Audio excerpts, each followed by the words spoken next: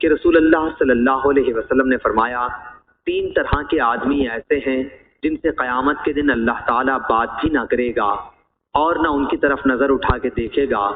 وہ شخص جو کسی سامان کے متعلق قسم کھائے کہ اسے اس کی قیمت اس سے زیادہ دی جا رہی تھی جتنی اب دی جا رہی ہے، حالانکہ وہ جھوٹا ہے۔ وہ شخص جس نے جھوٹی قسم عصر کے بعد اس لیے کھائی کہ اس کے ذریعے ایک مسلمان کے مال کو ہضم کر جائے۔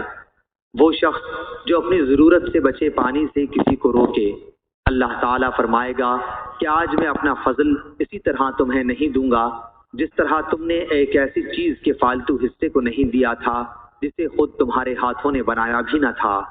علی نے کہا کہ ہم سے سفیان نے عمروں سے کئی مرتبہ بیان کیا کہ انہوں نے ابو صالح سے سنا اور وہ نبی کریم صلی اللہ علیہ وسلم تک اس حدیث کی سند پہنچاتے تھے۔ صحیح بخاری حدیث نمبر 2369۔